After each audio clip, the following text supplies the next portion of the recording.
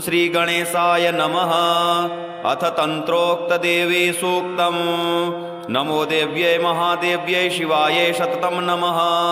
नमः प्रकृत्यै भद्राय नियताः प्रणतास्मतां।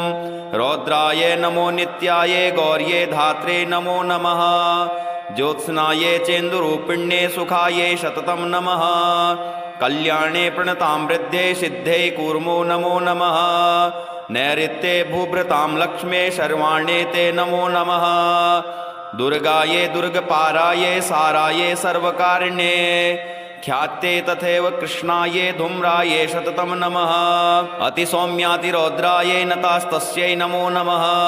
नमो जगत्प्रतिष्ठायै देव्यै कृत्यै नमो नमः। या देवी सर्वभूतेषु विष्णुमायेति शब्दिता नमस्तस्यै नमस्तस्यै नमस्तस्यै नमो नमः।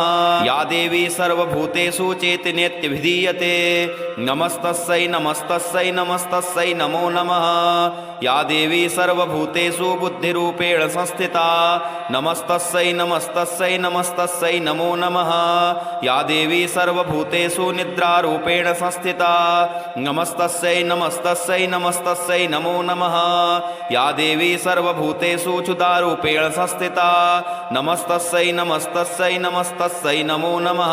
या देवी सर्वभूतेषु छायारूपेण संस्थिता नमस्तस्यै नमस्तस्यै नमस्तस्यै नमो नमः।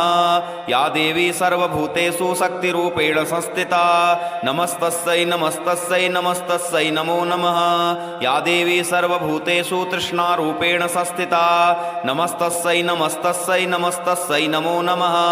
या देवी सर्वभूतेषु शान्तिरूपेण संस्थिता नमस्तस्यै नमस्तस्यै नमस्तस्यै नमो नमः।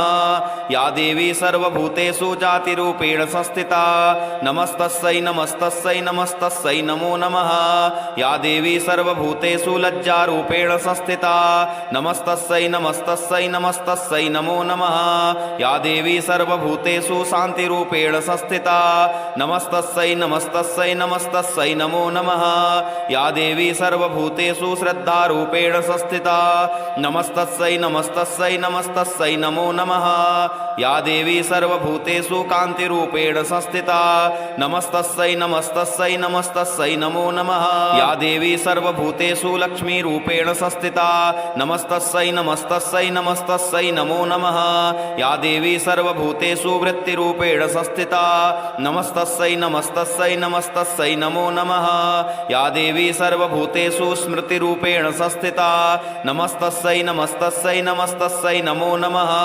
या देवी सर्वभूतेषु दयारूपेण संस्थिता नमस्तस्यै नमस्तस्यै नमस्तस्यै नमो नमः।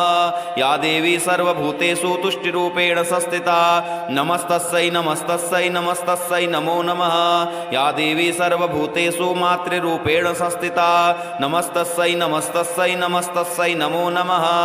या देवी सर्वभूतेषु भ्रान्तिरूपेण संस्थिता नमस्तस्यै नमस्तस्यै नमस्तस्यै नमो नमः। इन्द्रियाणामधिष्ठात्री भूतानां चाखिलेषु या भूतेषु सततं तस्यै व्याप्तिदेव्यै नमो नमः। चितिरूपेण या कृष्णम् एतद्व्याप्य स्थिता जगत् नमस्तस्यै नमस्तस्यै नमस्तस्यै नमो नमः। स्तुतासुरैः पूर्वमभीष्टसंश्रिया तथा सुरेन्द्रेण दिनेषु सेविता करोतु सा नः शुभहेतुरीश्वरी शुभानि भद्राण्यभिहन्तु चापदः। या साम्प्रतं चोद्धत दैत्यतापितये रश्माभिरीसा च सुरैर्नमस्यते या च स्मृता तत्क्षणमेव हन्ति नः सर्वापदो भक्तविनम्रमूर्तिभिः। ॐ श्री दुर्गा देव्यै नमः।